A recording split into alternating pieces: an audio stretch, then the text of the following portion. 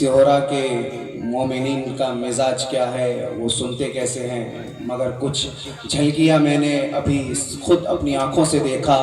मगर इतना पता है कि दुनिया भर में बंदे अली कहीं भी हो, उसके सामने अगर जिक्र अबू तुराब होता है तो वो गूंगा भी होता है तो अली के नाम पर बोल पड़ता है। अरे 1400 साल पहले की तारीख हमारी निगाहों से गुजरी है। मिसमेत अम्मार ने जब इब्ने जियाद के दरबार में कहा कि मैं अली को आला मानता हूँ, मैं अली को औला मानता हूँ, मैं अली को वसी मानता हूँ, मैं अली को नूर मानता हूँ, मैं अली को यदुल्ला मानता हूँ, मैं अली को आइनुल्ला मानता हूँ, मैं अली को लिसानुल्ला मानता हूँ, मैं अली को वजहुल्ला मानता हूँ, मैं अली को यदुल्ला मानता हूँ। मिसमेत अम्मार अली के फसाइल पढ़ रहे थे कि इब्ने जियाद ने कहा मिसम रुक जा वरना तेरी ज़बान काट दूंगा। सबने कहा ज़बान काट दे या जिस्म से जान निकाल दे। अबे मैंने तवज्जो चाहता हूं, मैंने अली के दर के जुदाई की समझ पाई है। देखो मैं आप सबकी तवज्जो चाहता हूं, मैंने अली के दर के गदाई की समझ पाई है। अबे जब तक जिसमें जान होगी मिसमेत अम्मार की जुबान में अली अली की सदा होगी।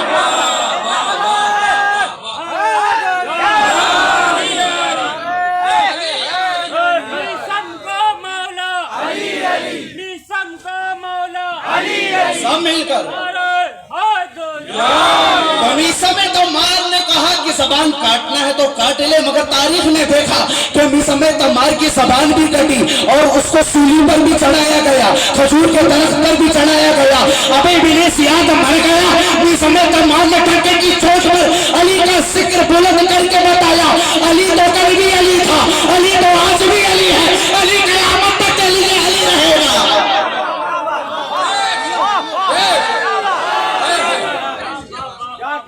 वाह वाह वाह वाह। आपके अकीदे में अली जितना बुलंद है उतनी बुलंद आवाज से नारा बुलंद करें। एक नारा है मेरी जान, अभी मैंने शुरू किया है। हाँ हाँ हाँ हाँ, बहुत इनका निकाह टूटता है ना ताजिया और अलम देखकर। इन बनो उमैया के रोटी पर पलने वाले मुल्लाओं का आज अपनी तकरीर से निकाह तोड़कर हराम ज़ादा ना बनाया तो मुझे नजमी ना कहना। तवज्जो चाहता हूं आप सबकी।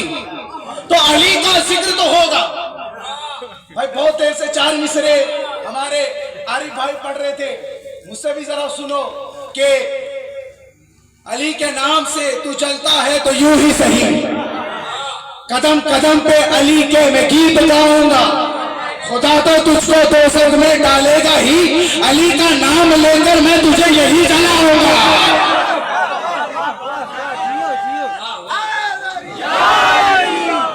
तो तवज्जो है आप सबकी। आओ आओ मैं जरा आपको कुरान की तरफ लेकर चलता हूं भाई। 1400 साल से आप देखें इख्तलाफ हर चीज में हुआ। इख्तलाफ फतवे में है, इख्तलाफ इल्म में है, इख्तलाफ किताब में है, इख्तलाफ हदीस में है, इख्तलाफ रिवायत में है, इख्तलाफ तमाम चीजों में है, सनद में है, अस्मा और रिजाल में है, इख्तलाफ हर फिक्र में है। मगर कसम खुदा की कुरान में किसी का भी इख्तलाफ नहीं है। आलम इस्लाम के सभी मुसलमानों का अकीदा है कि हम कुरान पे मुत्तफिक होंगे, कुरान में इख्तलाफ नहीं होगा। हम आप मानते हैं ना, उसी कुरान को जब हम जब जायजा लेंगे तो आपको एक चीज मालूम चलेगी कि कुरान है अल्लाह का किताब, कुरान है मौजज़ा, कुरान है अल्लाह का निजाम, कुरान है अल्लाह की तरफ से भेजी हुई एक हिदायत की किताब। और कुरान से पहले भी और किताबें भी आई है, तौरात भी आई है, इंजील भी आई है, ज़बूर भी आई है, उसके बाद कुरान का भी नज़ल हुआ है। तो पता क्या चला कि तौरात भी अल्लाह की किताब है, इंजील भी अल्लाह की किताब है, ज़बूर भी अल्लाह की किताब है, कुरान भी अल्लाह की किताब है। मगर एक सवाल मैं करता हूँ, मुझे बताओ तुमने अफजल में किसको सबसे ज्यादा कहा? तुमने किसके बारे में कहा कि कौन सी किताब अफजल है? आलम इस्लाम के सभी मुसलमानों के नुमाइंदे मुझे जवाब देंगे कि मौलाना साजिद नजवी, हमने चारों किताब में सबसे अफजल किसी को माना है तो कुरान को माना है। अरे भाई तूने कुरान को क्यों माना? कुरान को क्यों माना? किताब तो अल्लाह की तौरात भी है, किताब तो अल्लाह की इंजील भी है, किताब तो अल्लाह का ज़बूर भी है, किताब तो कुरान भी है। जब चारों कलाम अल्लाह के, जब चारों कलाम अल्लाह के, तो कुरान को अफजल क्यों माना? मैं तवज्जो चाहता हूँ आप सबकी।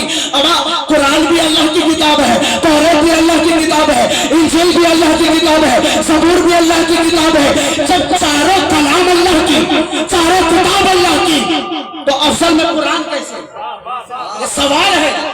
तो सारे मुसलमानों ने मिलकर मुझे जवाब दिया कि मौलाना कुरान इसलिए अफजल है क्योंकि वो मोहम्मद मुस्तफा पर नाजिल हुआ।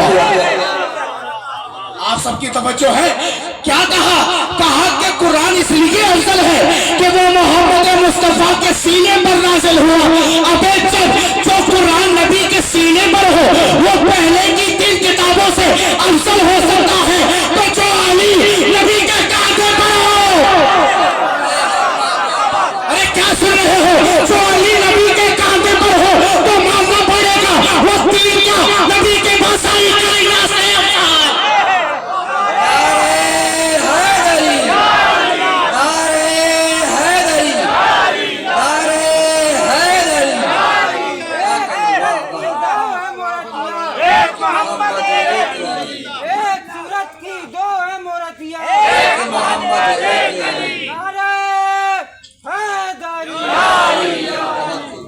जो है। जब कुरान तीनों किताब से अफजल इसलिए कि वो नबी के सीने पर आया, तो वो अली कितना अफजल होगा?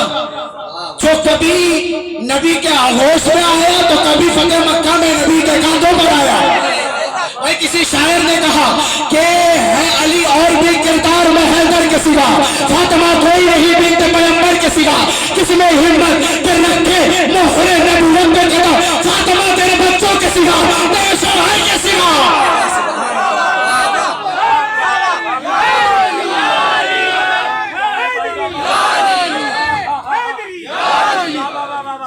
अच्छा एक और उसूल कि भैया मौला अली इसलिए अफजल नहीं नबी के बाद के वो चौथे नंबर पर आए।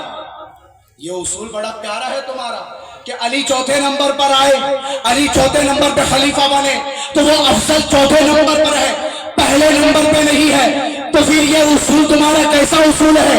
तो फिर तुम्हें मानना पड़ेगा अगर चौथे नंबर पर आने के बाद चौथी फजीलत होती है तो कुरान की भी चौथी फजीलत होगी। तो सभी मुल्लाओं ने मुझे कहा कि तुम तौहीद कर रहे हो कुरान की। मैंने कहा कि बनो उमैया के टुकड़े पे पलने वाले, मैं भी तो यही कह रहा हूँ कि तू भी अली की तौहीद कर रहा है। अच्छा इस उसूल को मैंने जनाजा निकाल दिया। जो कहते थे हम मौलाइयत का जनाजा निकालेंगे, कसम खुदा की मैंने इनके जनाजे निकाल दिए। ये कहकर कि जिस तरह से सारी किताबों में अफजल अली,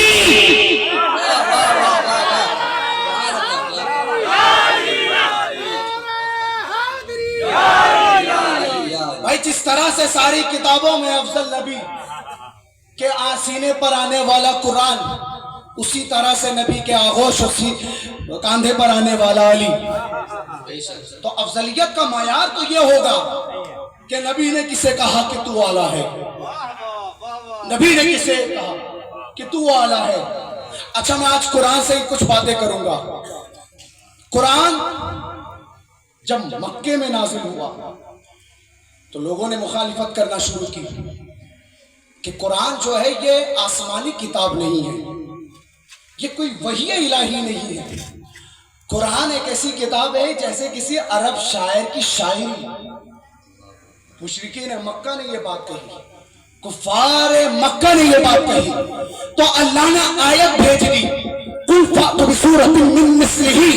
कि मेरे महबूब इनसे कहो अगर ये अपने दावों में सच्चे हैं तो इनसे कहो कि एक सूरत बनाकर ले आए, एक आयत बनाकर ले आए। अमा कुरान की तरह कोई दूसरा कुरान लेकर आओ। और नबी ने इन्ना आतैना कल कौसर फसल लेनी रब्बी का बना है इन शानिया का हुआ अब्दल की आयत को लिखकर काबे की दीवार पर लटका दिया और 1400 साल का कयामत तक के लिए आने वाली नस्लों को कहा कि अगर तुम में हिम्मत है तो कुरान की तरह दूसरा कुरान लेकर आ जाओ, कुरान की तरह दूसरा कुरान लेकर आ जाओ। अभी तुम नहीं बोलोगे, मुझे पता है तुम कब बोलोगे, तो सुनो जब सारी दुनिया मिलकर खामोश कुरान की तरह दूसरा कुरान नहीं ला सकती तो बोलते हुए कुरान की तरह कोई कैसे लाएगा?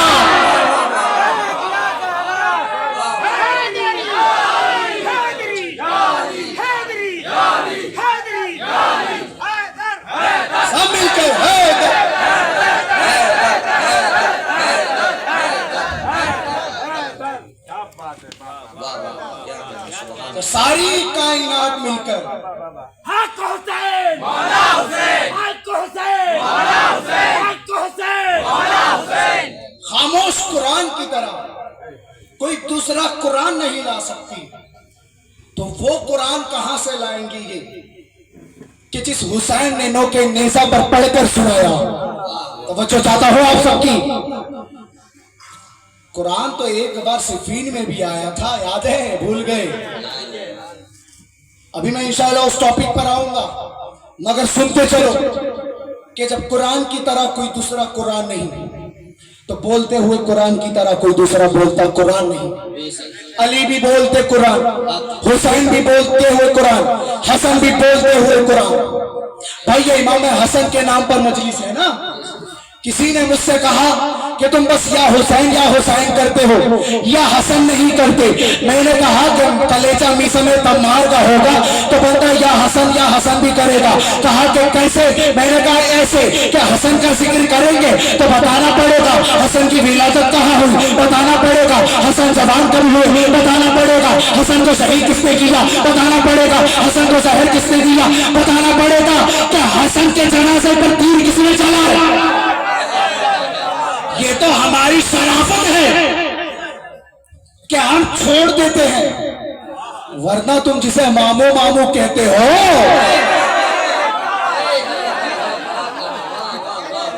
वरना तुम जिसे हमारे सामने कातिबे वही बनाकर पेश करते हो, अहले बैत का कातिल ना साबित कर दिया तो हमें जाकिर आले मोहम्मद ना कहना। हसन करते हो, हुसैन नहीं करते। तो मैंने कहा कि भाई हसन हम करते हैं, तू बुला अपने मजलिसों में, हम करेंगे हसन का जिक्र। ये तो तेरी ज़मीर की हिम्मत देखेंगे हम कि तू बर्दाश्त कर सकता है कि नहीं कर सकता। ये तो तेरी हिम्मत की दाद होगी अगर तूने सुन लिया, वरना मौला हसन अली सलाम का जिक्र आसान काम नहीं है। यजीद को तो हर गहरा उठकर लानती कह देता है, मगर बात तो तब है ना कि जिसने हुकूमत की हो, शाम में रहकर शमामी कबाब भेजे हो। तो बच्चों चाहता हूं मैं आप सबकी, देखो जुमले पर गौर करना। तो हसन के फजाइल बयान करो। हसन के फजाइल में बस इतना मैं अर्ज करूंगा कि हुसैन भी उन्हें अपना इमाम कहते हैं। और क्या बयान हो कि हुसैन जैसा इमाम हसन को अपना इमाम कहता है। इससे बड़ी फजीलत हसन की कहां से बयान होगी। अच्छा, हसन हुसैन ये दोनों एक ही है, ये दोनों अलग अलग नहीं है। आप कहोगे क्या भाई, जब हसन पैदा हुए बाद में हुसैन पैदा हुए, और जब मौला हुसैन पैदा हुए तो अरब में जितने लोग थे, मदीने के लोग, सबने कह दिया छोटा हुसैन, छोटा हसन। और जब छोटा हसन हम बोलेंगे तो अरबी में उसे हुसैन बोलते हैं। तो हसन को मुख्तसर करो तो हुसैन बनता है, हुसैन को फैला दो तो हसन बनता है। ये है हसन, ये है मौला हसन की जात। भाई इमाम हसन मासूम भी है, और हम अल्हम्दुलिल्लाह हम वो मौलाई है जो अहले बैत के इस्मत के कायल है, उनकी मासूमियत के कायल है। हम 12 इमाम 14 मासूमीन को मासूम मानते हैं। भाई इमाम जाफर सादिक ने क्या अर्ज कहा कि अव्वलुना मोहम्मद व औसतुना मोहम्मद व आखिरुना मोहम्मद व कुल्लुना मोहम्मद, हम सब के सब मोहम्मद है। तो ये हदीस काफी, और फिर एक आयत है, आयत तदहीद, ये भी इस्मत की दलील बनती है। ऐसे तो दलाइल मेरे पास बेशुमार है, मगर ये बात समझ लें आप कि हसन उसे कहते हैं कि जिसे इमाम हुसैन अपना इमाम कहते हैं। क्या बात है, ये बहुत बड़ी बात है। मैं बता नहीं सकता कि कितनी बड़ी बात है, कितनी बड़ी बात है कि हुसैन उन्हें अपना इमाम कहते हैं। तो अब आगे बढ़े।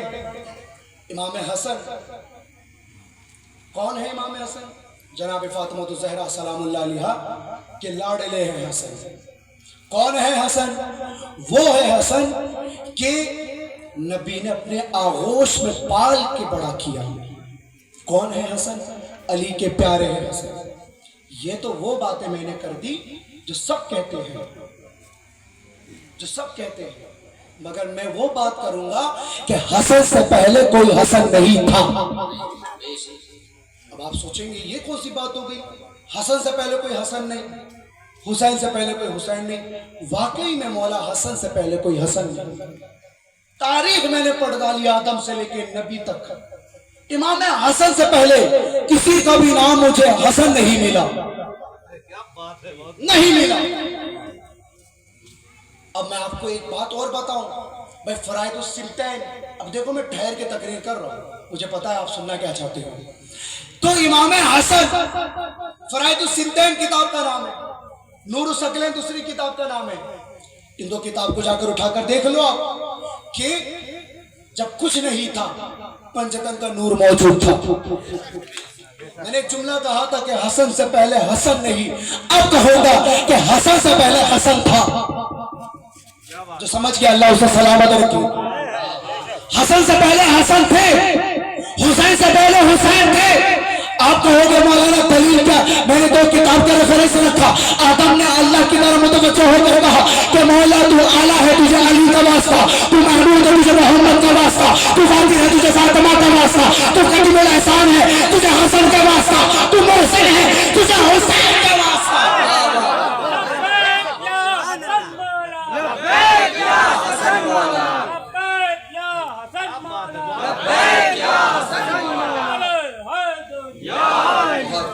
तो आदम ने पंचतन का वसीला पेश किया और यह भी कह दिया कि जब कुछ नहीं था हसन का नाम हसन था।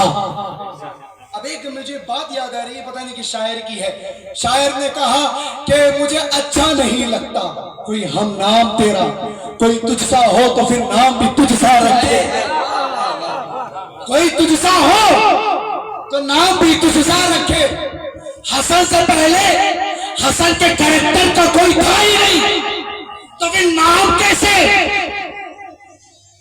ये तो हसन कैरेक्टर पर मोहित है ना, कैरेक्टर होगा तो नाम वैसा होगा। अब इमाम हसन इमाम हुसैन, नबी ने क्या कहा कि ये दोनों मेरे बेटे जन्नती नौजवानों के सरदार हैं।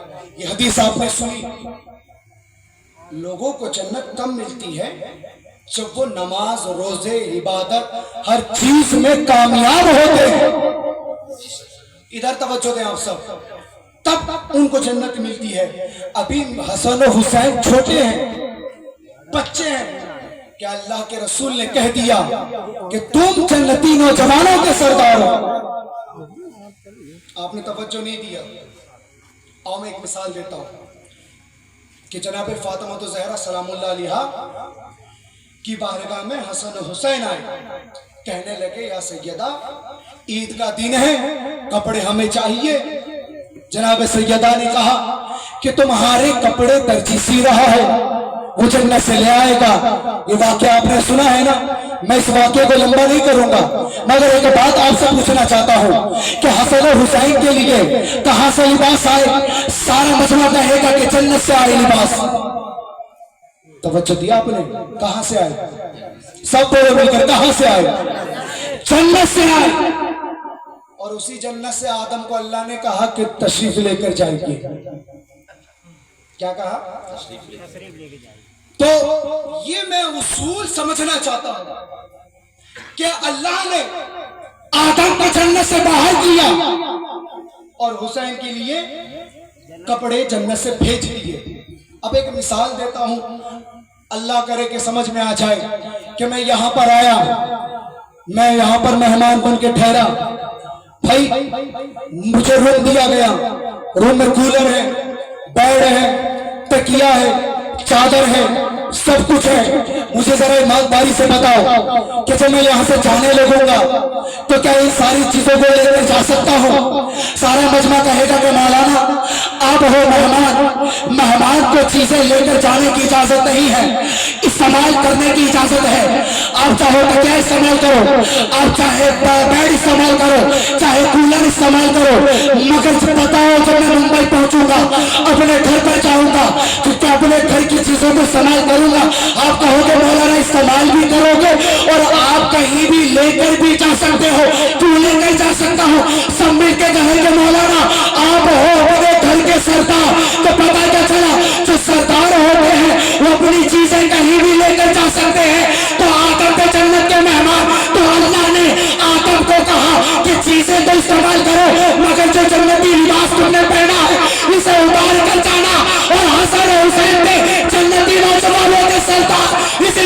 जन्नत से उनके लिए कपड़े अल्लाह ने भेजे।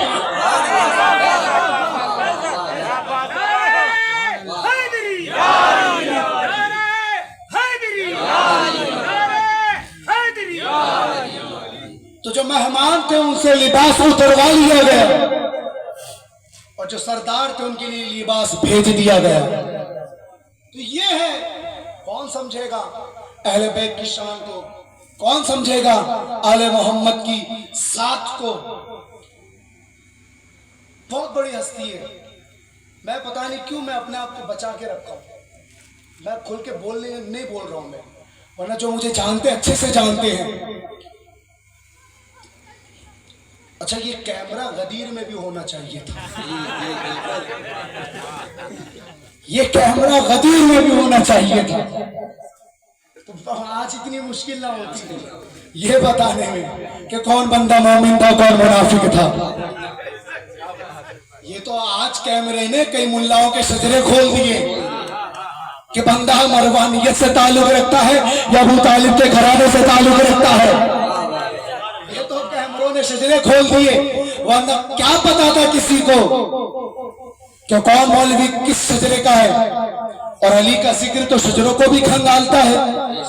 भाई बंदा बोले ना बोले, अली का जिक्र होता है तो दो चीजें बोल पड़ती है, पहला चेहरा बोलता है फिर शजरा बोलता है। मुझे तो तजुर्बा है, हमारे शहंशाह भाई बड़े मुस्कुरा रहे हैं। अब यही तो है ना माँ की शराफत की दलील। चेहरा खिल गया तो समझ लेना आले इमरान के मानने वाला है, और चल के कबाब हो गया तो समझ लेना आले मरवान का। इमरान है, इस्लाम की जो शान है, इमरान है।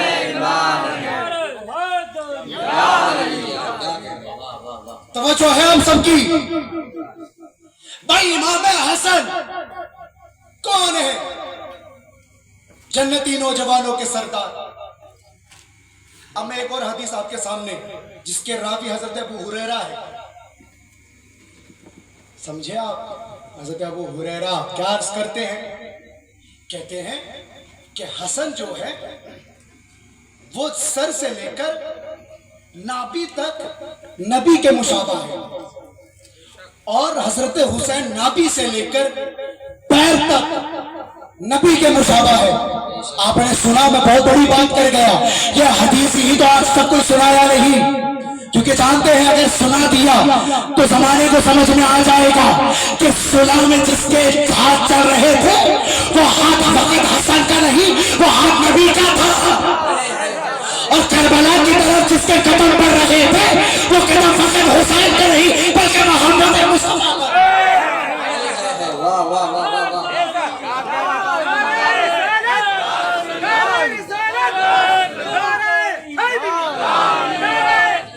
ये मानना पड़ेगा कि सुलह में जिसके कलम हाथ बनकर चल रहे थे वो हाथ फकत हसन का नहीं, वो मोहम्मद मुस्तफा का था। और करबला में जिनके कदम पड़ रहे थे वो फकत हुसैन नहीं, खुद मुस्तफा की साथ थी। और जब तुमने ये मान लिया तो अब ये भी मानो कि हसन को जिसने जहर दिया फकत हसन को कत्ल नहीं किया, मोहम्मद मुस्तफा को कत्ल किया। जब ये मान लिए तो ये भी मानो कि करबला में जिसके कत्ल को काटा वो फकत हुसैन नहीं, वो मोहम्मद मुस्तफा।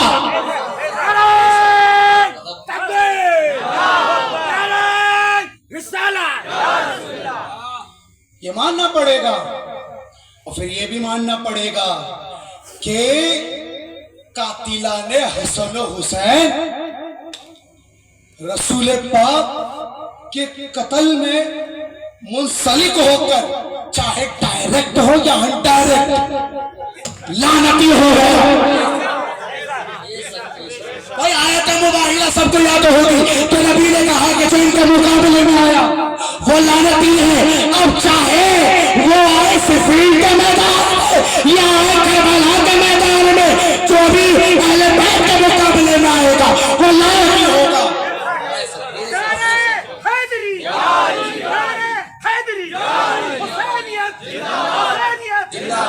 हमारे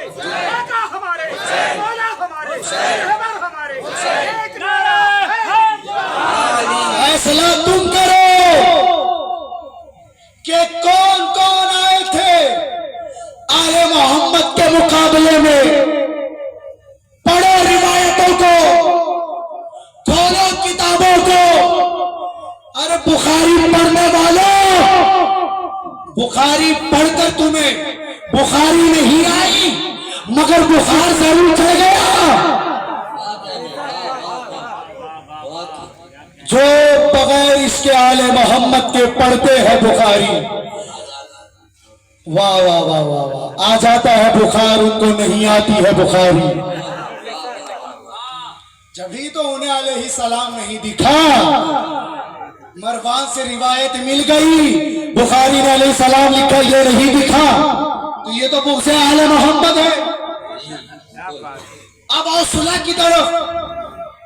क्या हुआ सुलह में?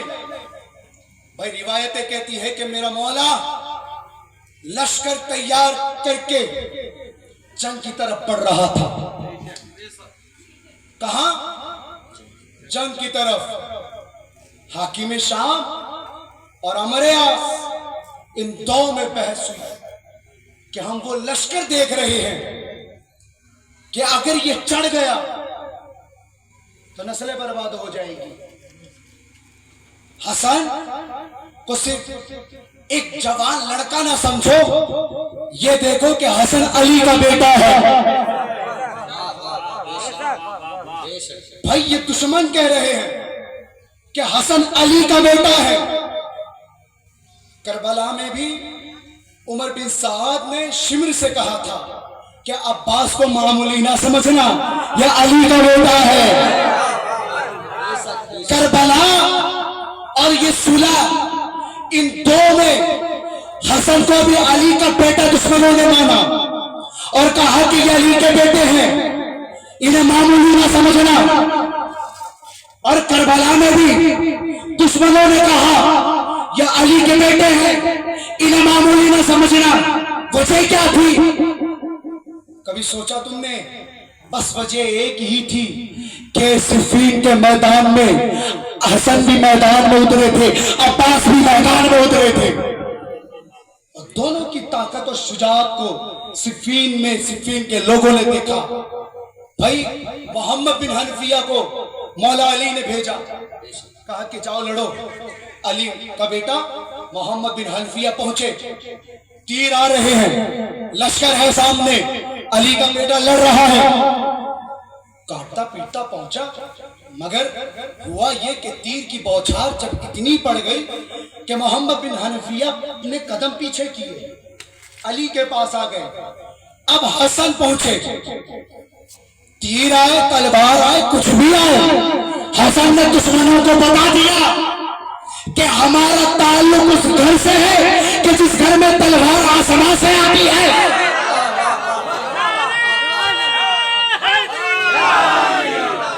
मेरा अली ला, मेरा हसन लड़ रहा है। इतना काटा पीटा मेरे हसन ने, बनो मैया के टुकड़ों पर पलने वाले लश्करों की वो हाल कि मोहम्मद बिन हनफिया ने जब देखा कि मेरा भाई, मेरा मौला हसन खूब लड़ रहा है, थोड़ी सी परेशानी, भाई काश मैं भी लड़ता। ये मोहम्मद बिन हनफिया के दिल में आया कि काश मैं भी हसन की तरह लड़ता। सुन सकोगे अली का जुमला? अली ने मोहम्मद बिन हनफिया को गले से लगाया और कहा कि मेरे बेटे घबरा मत, ये मत देख कि हसन बहुत अच्छा लड़ता है, तू ये देख कि तू मेरा बेटा है, हसन मोहम्मद का बेटा है। क्या सुन रहे हो? ये देख कि मोहम्मद का बेटा है हसन। बेशक, क्या बात। ये थे मेरे मौला के जुमले कि ये मोहम्मद का बेटा है, तू मेरा बेटा है। अब आपको जब मोहम्मद की बेटी की बात मैंने ये कर दी तो एक और रिवायत पढ़ दूं मैं। हजरत मोहम्मद मुस्तफ़ा सल्लल्लाहु अलैहि वसल्लम तशरीफ फरमा थे अपने बेटे हसन को लेकर। एक सहाबी, बुजुर्ग सा सहाबी आया, कहा कि या रसूल अल्लाह, एक सवाल मुझे करना है, आप मेरे सवाल का जवाब दीजिए। रसूल पाक ने कहा, अच्छा वो जो सहाबी आए थे ना, वो नबी से भी उम्र में बड़े थे, बुजुर्ग थे। नबी एहतरामन खड़े हो गए। अब इतनी बड़ी शख्सियत कहते हैं कि हम सहाबी को नहीं मानते, हम सहाबी को नहीं मानते। अबे हम सहाबी को मानते हैं, मगर सहाबी वैसा हो कि नबी जिसका एहतराम करे। वो सहाबी नहीं कि फतेह मक्का में नबी कहे कि मेरे सामने मत आना, मुझे अपने चचा मेरे हमजा याद आ जाते हैं। हम ऐसा सहाबी को थोड़ी मानते। अब नबी खड़े हो गए, फिर बैठ गए। कहा कि या रसूलुल्लाह सवाल का जवाब चाहिए। मेरे रसूलुल्लाह ने जानते क्या कहा? कहा कि अगर आपको एतराज ना हो, ये मेरा बेटा हसन है, आप इसी से सवाल पूछ लें। तारीख में आया हम मौला हसन की उम्र 4 साल की थी। वो बूढ़ा सहाबी इमाम हसन को गोद में लेकर चले गया। अब मुझे नहीं मिला कि क्या सवाल हुआ, क्या जवाब हुआ, मगर मुझे इतना पता चला कि उस बूढ़े शख्स ने एतराज नहीं किया, क्योंकि हसन को नबी ने चुना था। तवज्जो चाहता हूं मैं, हसन को नबी ने चुना था। वो सहाबी सरेंडर हो गया। कहा कि हसन नबी के चुनाव को कहते हैं, और नबी जिसे चुन ले उसकी बात हुज्जत होती है, उसकी बात दलील होती है। अरे सुन क्या रहे हो? नबी ने हसन को चुना, सहाबी ने एतराज नहीं किया, और हमें अकीदा दे दिया कि क़यामत तक के लिए नबी जिसे चुन ले उम्मत पर वाजिब है तो उसे मान ले, उम्मत पर वाजिब है तो उसे मान ले। नबी ने कहा कि मन कुंत मौला हो फहाज़ाली के मौला, मैं जिसका मौला अली उसका मौला। तो हम माने कोई गाना माने, हम हैं नबी के सुन्नत पर चलने वाले टनाटन सुन्नी। तवज्जो चाहता हूं मैं, सुन्नी कहते किसे हैं? अहले सुन्नत वल जमात कहते किसे हैं? जो नबी की सुन्नत पर अमल करे। फकत मिसवाक करना नबी की सुन्नत नहीं, या अली कहना भी नबी की सुन्नत है। तो सुन्नियत तो हमने नबी से ली। नबी ने बता दिया कि अहले बैत से मोहब्बत करना, इनका एहतराम करना, इनका जिक्र करना, ये मोहम्मद मुस्तफा की सुन्नत है। तो पता क्या चला? हसन थे नबी के चुनाव। हसन किसे कहते हैं? नबी के इंतखाब को, नबी के चुनाव को, कि नबी ने चुन लिया था 4 साल की उम्र में कि हसन तुम्हारे सवाल का जवाब देगा। अब आगे बढ़ो। अब मेरा मौला हसन लश्कर तैयार करके पहुंचा गया। उनमें बहस हो गई कि भैया हसन आ रहे हैं, अली का बेटा है, वो मार मारेगा कि शामी कबाब बिकना बंद हो जाएंगे। तवज्जो चाहता हूं आप सबकी। तो क्या करें?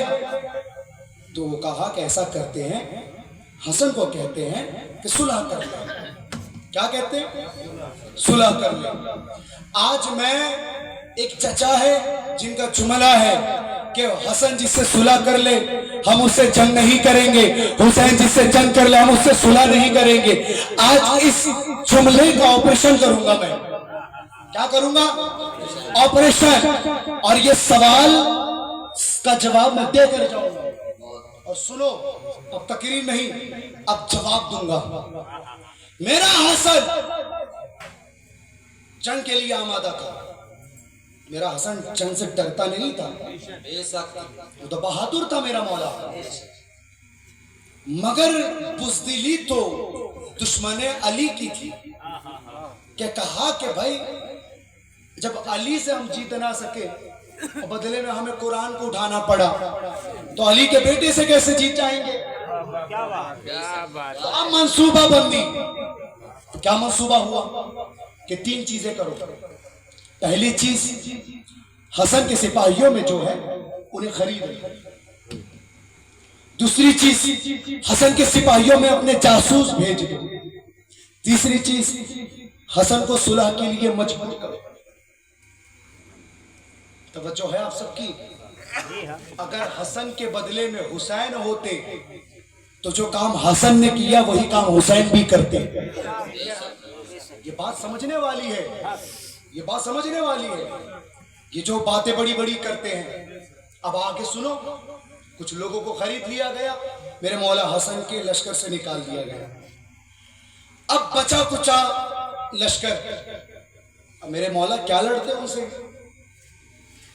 फिर तो ये होना था कि भाई बस मुसलमानों का खून बहना था, और फिर सामने से सुलह की बात आ गई। और फिर ये तो उसूल है जंग का कि जब सामने से सुलह की बात आ जाए, तजवीज पेश हो जाए, तो वहां पे गौर करना है कि उस सुलह में फायदा क्या है, नुकसान क्या है। मेरे मौला ने गौर किया कि अगर मैं सुलह करता हूं और इन शराइत पर सुलह करूंगा तो ये होगा कि फायदा होगा, और सुलह नहीं करता, जंग करता हूं, तो फिर मुसलमानों का खून बहेगा। तो अब मेरे मौला ने दूरअंदेशी के हिसाब से सुलह करने पर अपनी मंजूरी भेज दी। अब भाई बेशुमार किताबें हैं, मैं कहता हूं कि जो कहते हैं, और आप भी कहा करो कि जो कहते हैं कि हसन ने सुलह कर ली, कुछ तो बात होगी इसलिए सुलह कर ली, मेरी जान मैं भी यही कहता हूं कि कुछ तो बात थी कि मेरे मौला ने 5 शर्तें रखकर कहा अगर इस पर अमल करेगा तो सुलह होगी वरना ना होगी।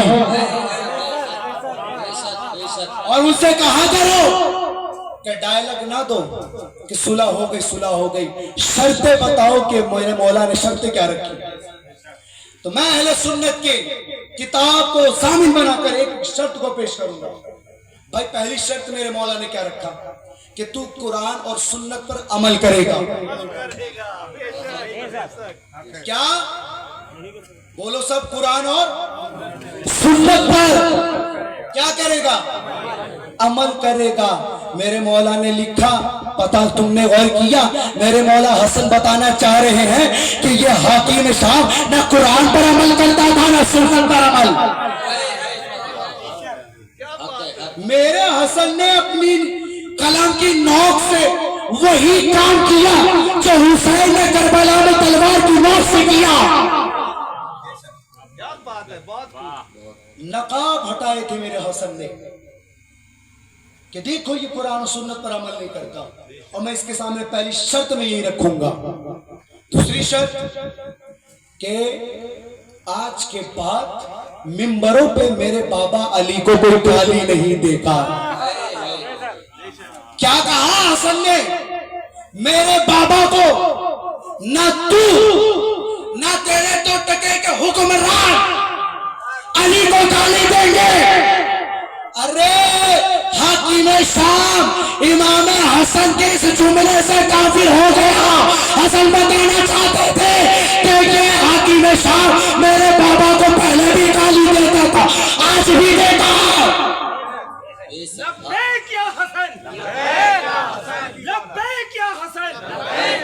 और इमाम हसन ने कहा कि मेरे बाबा को कोई गाली नहीं देगा। भाई मैं जल्दी जल्दी खत्म कर रहा हूं। तो फिर नबी ने क्या कहा, भाई जाके आप किताबें उठा ले, जाके आप देख ले, मिस्ल मुस्नदुल फिरदौस उठा ले, खसाइस अली उठा ले, मुस्नद अहमद उठा ले, सारी किताबों में लिखा ही रहने दे भाई, अली का इश्क काफी हमें गर्म करने के लिए, रहने दे। आप तवज्जो चाहता हूं आप सबसे, भाई गर्मी महसूस ना हो तो पता कैसे चलेगा कि गदीर में कैसी गर्मी थी।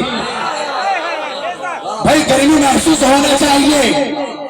हाँ आप तवज्जो देकर मेरी तरफ देखें। तो नबी ने कहा कि जिसने अली को गाली दी उसने मुझे गाली दी, और जिसने मुझे गाली दी उसने अल्लाह को गाली दी। हसन ने लिख दिया कि मेरे बाबा को तू गाली नहीं देगा, तो तारीख ने बता दिया कि हाकिम शाम को दुनिया उसके टुकड़ों पे पल के चाहे अमीरुल मोमिनीन बनाए या कातिबे वही बनाए, अरे हसन और हसन के नाना के फेकोल के मुताबिक हाकिम शाम काफिर हो गया, हो गया काफिर। ये तो सोचने वाली बात है। अब किसी को उठाओ मैं भाई कि खड़े होकर बताओ, क्या अगर तू अली को गाली दे क्या तेरा ईमान रहेगा?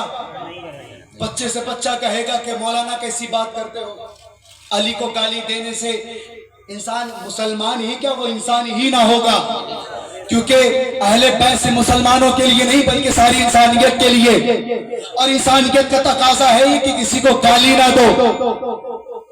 ये तो एक आम बच्चा भी खड़े होकर कहेगा। तो मैं नहीं कहता, जाके किताबें पढ़ो कि मौला को कौन गाली देता था। तारीख खल्दून खिलाफत व मुल्कियत, भाई बुखारी तिरमिज़ी शरीफ जाके रिवायत पढ़ो जाकर कि किसने कहा था एक साहबी रसूल को कि तुम अली पे सबको शतम क्यों नहीं करते, किसने कहा था और किससे कहा था। तो ये थी इनकी हक्कानियत। अब तीसरी शर्त मेरे मौला ने क्या रखा कि मेरे बाबा के जो चाहने वाले हैं, यानी कि उस दौर के लहजे में कहूं शियाने अली, तवज्जो दिया आपने। भाई ये लोग कहते हैं कि भाई अली का जो जिक्र ये लोग ज्यादा करते हैं, लोग शिया हो गए। भाई यहाँ पे जितने लोग हैं सब पे फतवे लगे है ना, फतवे लगे कि भाई ये लोग बहुत अली अली करते हैं, लोग शिया हो गए हैं। इन लोग को ईरान से माल मिल रहा है, इनसे कहो कि माल तेरे बाप को मिलता है, हमें करबला से फैजान मिलता है।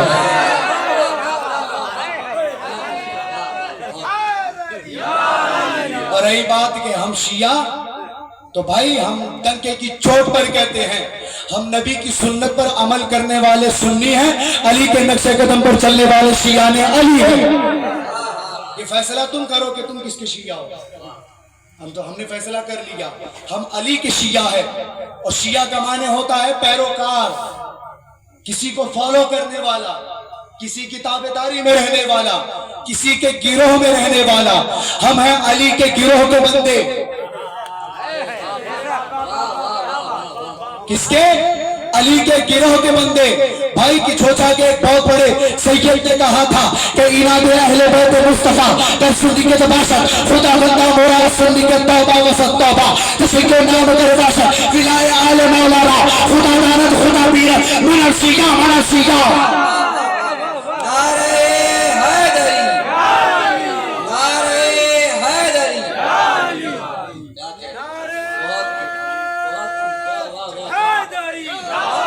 चाचा जी के अब्बा ने कहा था, भाई कितनी बड़ी बात उन्होंने कह दी। क्या अगर अदावते आले मोहम्मद का नाम सुन्नियत है तो हम ऐसी सुन्नियत से 100 बार तौबा करते हैं। और विलायत अली को मानने को तुम शिया कहते हो तो अल्लाह गवाह है, हमसे बड़ा कोई शिया नहीं, हमसे बड़ा कोई शिया नहीं, हमसे बड़ा कोई शिया नहीं। तो शिया ने अली को कहा, इमाम हसन ने, कि तुम उन्हें परेशान नहीं करोगे, उन्हें कत्ल नहीं करोगे, मगर अब अभी मैं बताऊंगा उसने अमल किया कि नहीं किया। चौथी शर्त मेरे मौला ने क्या रखी कि तुम अपने बाप अपने बेटे को हुकूमत पर नामजद नहीं करोगे। अरे तवज्जो दे रहे आप सब, ये शर्तें हैं जो शर्तें हर कोई नहीं बताता, क्योंकि शर्तें बताने के लिए कलेजा होना चाहिए। अरे वो मुल्ला क्या बताएगा जो कलेजा चबाने वाली औरत का मानने वाला।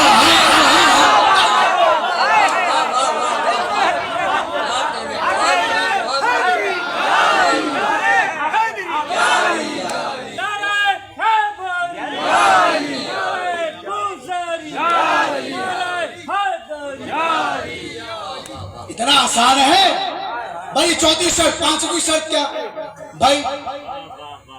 फाइनेंस को लेकर थी, जो अहले बैत का हक था, माल फै। मौला हसन ने कहा कि माल फै में से जो पहले मिलता था मुझे उससे कुछ दुगनी रकम चाहिए। इमाम हसन का यह हक था, माल फै में से अहले बैत का हक है। खैर ये 5 शर्तें मेरे मौला ने रखी, ये 5 शर्तें। अब सवाल ये है कि इन शर्तों पर अमल हुआ कि नहीं हुआ, ये गौर करने की बात है। तवज्जो है ना आप सबकी? बस मैं आखिरी बात कर रहा हूं, मैं ज्यादा वक्त नहीं लूंगा। मैं किसी का हक नहीं मारता, मैं आले मोहम्मद का मानने वाला हूं, तो समझ के अल्लाह उसे सलामत रखे। तो तवज्जो है, क्या कहा? 5 शर्तें मेरे मौला ने रख दी। कहा ये शर्तों पर अमल करेगा तो आज सिर्फ हुकूमत तू कर, क्योंकि आले मोहम्मद को कुर्सी की जरूरत नहीं है, वो चटाई पर बैठकर अर्श पर हुकूमत करते हैं। भाई आले मोहम्मद की हस्ती तो वो है कि इनके दर पर जिब्रील खैरात लेने आते हैं।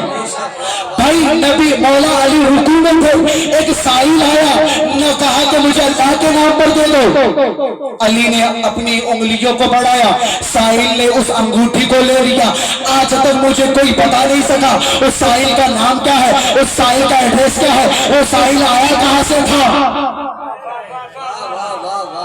जो चाहता हूं आप सबकी, तो जिस घर का यह हाल है कि जहां से खैरात अर्श वाले लेते हैं, तो उस शख्स को भाई क्या जरूरत है कुर्सी की, क्या जरूरत है। तवज्जो इधर तवज्जो दे आप सब। देखो मैं आखिरी पॉइंट बयान कर रहा हूं। कुछ जरूरत है इमाम हसन को कि कुर्सी पर बैठे तभी हुकूमत नहीं। मेरे मौला ने कहा कि चल तू हुकूमत कर, ये शर्तों पर अमल कर। अब एक सवाल यहां पे लोग करते हैं, भाई हसन मेरे इमाम मौला ने सुलह करके हुकूमत दे दी, तो मेरे मौला ने कुछ तो देखा होगा, कुछ तो अच्छा समझा होगा कि हुकूमत दे दी। मैं कहता हूं कि मेरे मौला ने अच्छा नहीं समझा, बस मेरे मौला शर्तों को मनवाकर सारी दुनिया के सामने उसका चेहरा लाना चाहते थे। मेरा मौला जानता था ये शर्तों पर अमल नहीं करेगा, और तारीख गवाह है कि पहली शर्त जो मैंने बताया कुरान और सुन्नत, उस पर भी अमल नहीं हुआ।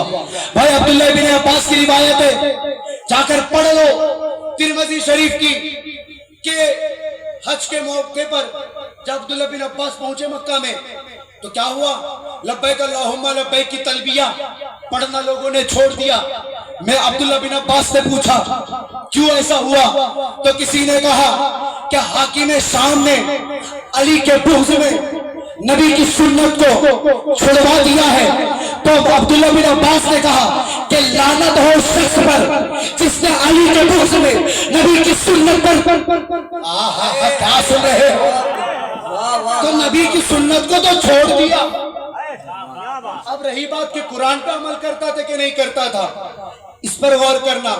तो भाई आप जाकर देख लो उसके घर में क्या होता था। कुरान ने कहा है कि शराब हराम है, शराब भी पी जाती थी। कुरान ने कहा है कि आले मोहम्मद का एहतराम वाजिब है, बेएहतरामी की जाती थी। तो अब कुरान और सुन्नत तो गया उसके हाथ से। दूसरी शर्त मेरे मौला ने रखा कि मेरे बाबा को कोई गाली नहीं देगा।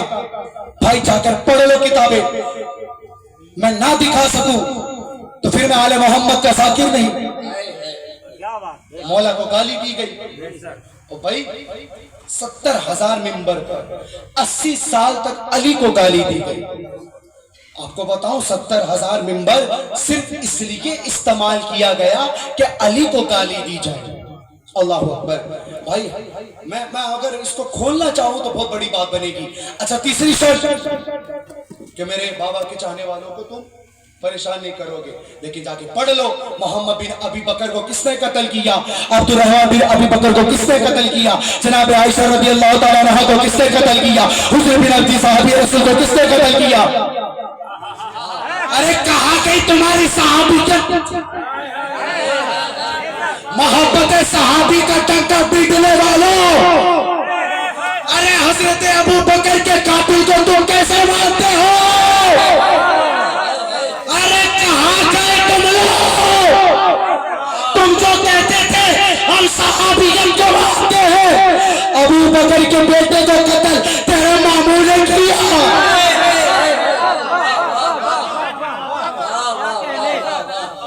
ये कौन सी सहाबियत की मोहब्बत है तुम्हारे दिलों में कि इश्क कातिल से मकतूल से हमदर्दी भी। ये बता किससे मोहब्बत की जज़ा मांगेगा। तुमने कातिल को भी माना, मकतूल को भी माना, सहाबी रसूल का बेटा मोहम्मद, क्या हुआ उनके साथ, गधे की खाल में डालकर जलाया। किसने जलाया, तुम्हारे मामू ने। अच्छा नबी की बीवी का नाम जनाब आयशा, उनके भाई का नाम मोहम्मद। तो मोहम्मद कौन हुए रिश्ते में, बोलो बोलो बोलो ना यार, मामू हुए ना। तो वो मामू याद रहता है, ये मामू याद नहीं रहता। वजह है उसकी, क्योंकि मोहम्मद बिन अबी बकर ऐसा मामू है, पैदा तो अबू बकर ने किया है मगर पाला अली ने है। सुन रहे हो?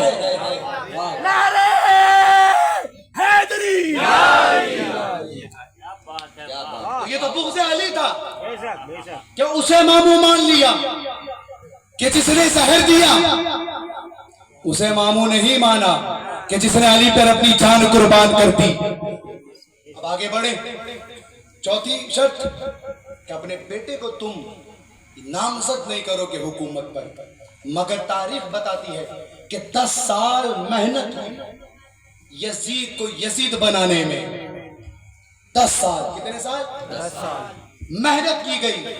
आप जरा सोचो कि मदीना, मक्का, कूफा, बसरा, इराक, हबाश, जहां मुसलमानों की मेजॉरिटी, और वो मुसलमान के जिन्होंने नबी को भी देखा, उन मुसलमानों के होते हुए में एक ऐसा शख्स जो तुलका की नस्ल से है, वो हुकूमत पर कैसे आ गया? तो यहां पर कोई तो ताकत होगी, कोई तो पावर होगी कि जिसने यजीद को हुकूमत पर बिठाया। तो वही शख्स था कि जिसको मेरे मौला हसन ने कहा था कि अपने बाप को, अपने बेटे को हुकूमत पर नहीं बिठाएगा। तो सारी शर्तों का जनाजा तो तुम्हारे मामू ने निकाल दिया, निकाल दिया उसने, और अमल एक भी शर्त पर नहीं हुआ। अब सुनो तारीखी जुमला जो ये कहते हैं कि जिस हसन ने माफिया से सुलह कर ली, हम उससे जंग नहीं करेंगे, और जिस हुसैन ने यजीद से जंग की, हम उससे सुलह नहीं करेंगे। मैं कहता हूं ये जुमला तुम बाद में कहना, पहले तुझे कहना पड़ेगा हसन ने सुलह की, मगर अमल तेरे मामू ने नहीं किया।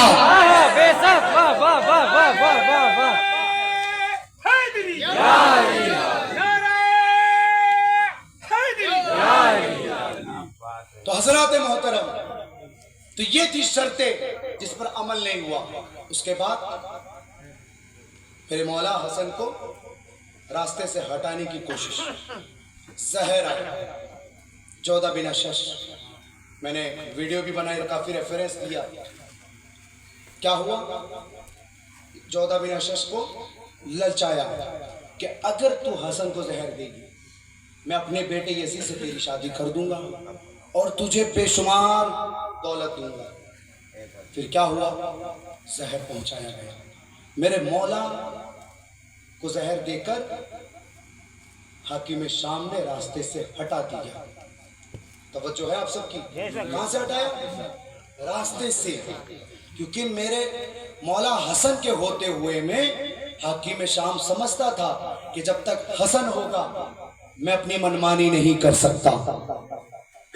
जहर दे के शहीद कर दिया। फिर क्या हुआ?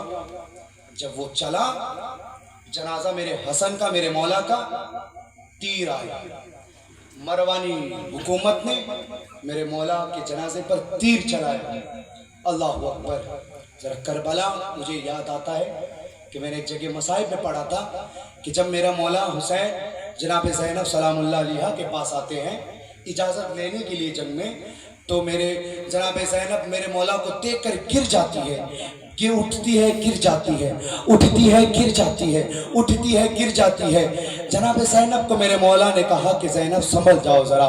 फिर एक मरतबा क्या हुआ, जनाब ज़ैनब ने हुसैन से कहा कि भैया ये जो पेशानी पे आपके तीर लगा है ये मुझसे देखा नहीं जा रहा है। मेरे मौला हुसैन ने कहा कि जब मैं गया था अकबर का लाशा उठाने, मैं जब गया था असगर का लाशा उठाने, मैं जब गया था अब्बास का लाशा उठाने, तो दुश्मनों ने मुझ पर भी तीर चलाए। तो एक तीर मेरी पेशानी पे लगा। मेरी जनाब ज़ैनब ने मौला हुसैन को अपनी गोद में लिटाया और कहा कि भैया आप लेट जाए।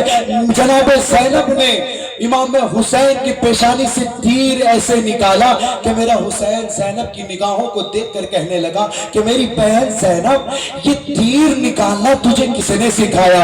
जनाब ज़ैनब ने रोकर कहा कि भैया मुझ महल की किस्मत को तो जरा देखो, कभी हसन के जनाजे से मैंने तीर निकाला, कभी आपकी पेशानी से मैंने तीर निकाला। अल्लाह अकबर। जनाब ज़ैनब ने कहा कि ये बहन अपने भाइयों के जनाजों से बस तीर निकालने के लिए पैदा हुई है। जनाबे ज़ैनब जब ये तीर आए मरवानियों की तरफ से इमाम हसन के जनाजे पर, इतने तीर आए कि मेरा मौला हसन का जनाजा खून से लाल हो गया। अरे किसी ने कहा कि मेरा मौला शहीद हुआ, उन्हें 28 को जहर मिला। किसी ने कहा कि 5 रबीउल अव्वल को। मैं कहता हूं तारीख कोई भी हो, मगर मेरा मौला 2 बार खून से मामूर हुआ है। मेरा मौला 2 बार जख्मी हुआ है। पहले जख्मी तब हुआ जब मुसलमानों ने उन्हें जहर दिया, दूसरी बार मेरा मौला तब जख्मी हुआ जब मुसलमानों ने इमाम हसन के जनाजे पर तीर चलाया। अल्लाह अकबर। इस उम्मत ने जितना मारना चाहा अहले बैत को मारा है, जितना सताना चाहा है अहले बैत ने सताया है, जितना लोग जुल्म कर सकते थे आले मोहम्मद पर इन्होंने इतना जुल्म किया है। आज हमारा हिंदू भाई भी इमाम हुसैन को मानते हैं, इमाम हसन को मानते हैं और दुनिया को बताते हैं कि वो हिंदू तो जरूर है मगर आले मोहम्मद के कातिल नहीं है, क्योंकि इमाम हसन के जनाजे पर तीर किसी ईसाई हिंदू सिख ने नहीं बल्कि बनो उमैया के मुसलमानों ने चलाया। गौर करने की बात है कि इमाम हसन के जनाजे पर, अरे क्या कसूर था हसन का? मेरा हसन ने क्या बिगाड़ा था? मेरा हसन चाहता था कि रसूल के पहलू में थोड़ी सी जगह मिल जाए, मगर तारीख गवाह है कि रसूल का हक खाने वालों ने रसूल अल्लाह के नवासे को रसूल अल्लाह के पहलू में दफन होने नहीं दिया। लोग कहते हैं कि तुम बहुत अहले बैत का जिक्र करते हो, हम कहते हैं कि हम क्या करें, हम मजबूर हैं, हमसे बर्दाश्त नहीं होता कि हमारे सामने कोई उन कातिलों का नाम लेके जिन कातिलों ने आले मोहम्मद को बहुत परेशान किया है। इमाम हसन के जनाजे पर तीर, मेरा मौला अब्बास, तारीख कहती है कि अब्बास ने जनाब ज़ैनब से हाथ जोड़कर कहा, इमाम हुसैन से हाथ जोड़कर कहा कि मुझे इजाजत दे दे कि जिन जिन लोगों ने मेरे हसन के जनाजे पर तीर चलाया है मैं उनसे बदला ले लूं। तड़प कर इमाम हुसैन ने कहा कि अब्बास, अगर तूने आज ही तलवार चलानी है तो करबला में तुझे फिर कौन कहेगा कि सकीना के लिए नहर फुरा से पानी ले आ। ये तो सबर था आले मोहम्मद का कि अपने कातिलों को भी इन्होंने उस तरह से जुल्म नहीं किया कि जिस तरह से इन्होंने आले मोहम्मद पर जुल्म किया। जहर, भाई जहर क्यों दिया? क्या इमाम हसन ने हुकूमत नहीं दी? दे दी, तुमने चाहा दे दी। क्या इमाम हसन ने अमन नहीं रखा? तुमने चाहा कर दिया। मेरा हसन वही कर रहा था जो उम्मत मोहम्मदिया के लिए जरूरी था, अगर तुमने नहीं सोचा कि हसन को जहर देने का मतलब है रसूलुल्लाह की रूह को तकलीफ देना, हसन को जहर देने का मतलब है जनाब फातिमा ज़हरा की रूह को तकलीफ देना। ये सोचने की बात है। ये था इमाम हसन का शहादतनामा। मैंने बड़ा मुख्तसर कर दिया क्योंकि वक्त ज्यादा हो गया है, मगर इतनी बात मैं जरूर कहूंगा कि जो लोग कहते हैं हम सहाबी को नहीं मानते, हम आज बबांगे दोहल कहते हैं कि हम सहाबी को मानते हैं मगर कातिल आले मोहम्मद को सहाबी नहीं मानते। हमसे नहीं होगा कि हम उसे सहाबी कहे जिसने हसन को जहर दिया, हमसे नहीं होगा हम उसे सहाबी माने कि जिसने इमाम हसन के जनाजे पर तीर चलाया, हमसे नहीं होगा कि हम उसे सहाबी कहे कि जिन लोगों ने आले मोहम्मद पर बेतहाशा जुल्म किया, इमाम हसन को दफन होने नहीं दिया। बस मैं अपनी बात को यहीं पे खत्म करूंगा और एक आखिरी गुजारिश करूंगा कि मुसलमानों, कयामत करीब है। दुश्मन अहले बैत के नाम पे कभी कम्प्रोमाइज नहीं करना, कोई समझौता नहीं। आले मोहम्मद के दोस्त को अपना दोस्त मानना, आले मोहम्मद के दुश्मन को अपना दुश्मन जानना। लोग तुम्हारा बाइकाट करते हैं, करने दो। तुम पर फतवे लगाते हैं, लगाने दो। ये हिंदुस्तान है, यहाँ के कानून ने, यहाँ के संविधान ने, यहाँ की हुकूमत ने हमें इजाजत दिया है। हम हुसैन का भी गम करेंगे, हम हसन का भी गम करेंगे। हम उस हिंदुस्तान में रहते हैं कि जिस हिंदुस्तान ने हमें आजादी दी है। हम उस मुल्क के रहने वाले नहीं हैं कि जिस मुल्क के लोग मस्जिदों में बम ब्लास्ट करते हैं, इमाम बारगाहों में बम ब्लास्ट करते हैं। हम उस मुल्क में रहते हैं कि जिस मुल्क में सारे हिंदू मुसलमान खड़े होकर सब कहते हैं कि सारे जहां से अच्छा हिंदुस्तान हमारा। सब हिंदू मुसलमान खड़े होकर कहते हैं। और जब से इन मुल्लाओं ने कहा कि ताजियादारी हराम है, तब से हिंदू भाइयों ने कहा कि तुम मुल्ला अगर हुसैन का ताजिया नहीं उठाओगे, हम हिंदू होकर हुसैन का ताजिया उठाकर दिखाएंगे। यह है हुसैनियत, यह है इंसानियत और यह है हिंदुस्तान की खूबसूरती। तो इसे समझ लो आप। दुनिया से कहो कि ये हिंदुस्तान है, हम माने या ना माने, हम किसी का जिक्र करें या ना करें, आपका कोई हक नहीं बनता कि हमें रोको। यहां पर कायदा लश्कर तैयबा तालिबान की विचारधारा नहीं चलेगी, यहां पर विचारधारा हुसैन की चलेगी। बस कौन थे हुसैन जिन्होंने कहा था कि काश मुझे हिंद की तरफ जाने का मौका मिल जाता। जिस हुसैन की जबान से हिंद का लफ्ज आया, हिंदुस्तान का लफ्ज आया, सोचो वो मिट्टी कितनी पाक होगी। तो हजरात मोहतरम, कभी डरना नहीं है। आले मोहम्मद का जिक्र डंके की चोट पर करके दुनिया को बताना कि तुम्हारा ताल्लुक उस कबीले से है कि जिस कबीले के अमीर को मौला अली कहते हैं। मैं बस मुख्तसर बात कर रहा हूं, मैं कोई खींचना नहीं चाहता, क्योंकि मैं देख रहा हूं कि आज हमारे नौजवान मेरे भाई जब अली का जिक्र करते हैं तो उनका बाइकाट करते हैं। ये मौलवी फतवे लगाते हैं, उन्हें डराते हैं, धमकाते हैं कि कहते हैं कि ये नहीं होगा, वो नहीं होगा। उनसे डायरेक्टली तुम एक बात करना कि देखो तुमको जिसे मानना है मानो, हम बीच में नहीं आते, मगर हमारा ये मुल्क हक देता है कि हम हुसैन का भी नाम ले, हुसैन के कातिलों का भी तस्करा करके दुनिया वालों को बताए कि हुसैन पर किसने जुल्म किया, हसन पर किसने जुल्म किया, सैयदा पर किसने जुल्म किया, रसूलुल्लाह पर किसने जुल्म किया, अली पर किसने जुल्म किया, 12 इमाम पर किसने जुल्म किया। यह हमारा हक बनता है। और डंके की चोट पर जवानों तुम बताना, सब कुछ छोड़ देना, अली को मत छोड़ना, मत छोड़ना अली को, क्योंकि बंदा अली को छोड़ देगा, अली का कुछ नहीं बिगड़ता, अगर अली जिसे छोड़ देंगे उसका सब कुछ बिगड़ जाता है।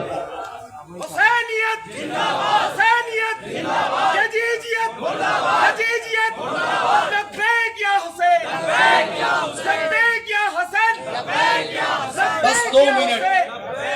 जय जय हुसैन, जय जय हुसैन, जय जय हुसैन। बस 2 मिनट मैं एक बात और अर्ज करूंगा कि जन्नतुल बकी जहां पर जनाब फातिमा ज़हरा सलामुल्लाह अलैहा की कब्र अनवर है, हमें चाहिए कि जनाब फातिमा ज़हरा सलामुल्लाह अलैहा के रोज़े की तामीर पर अपनी आवाज़ को उठाए।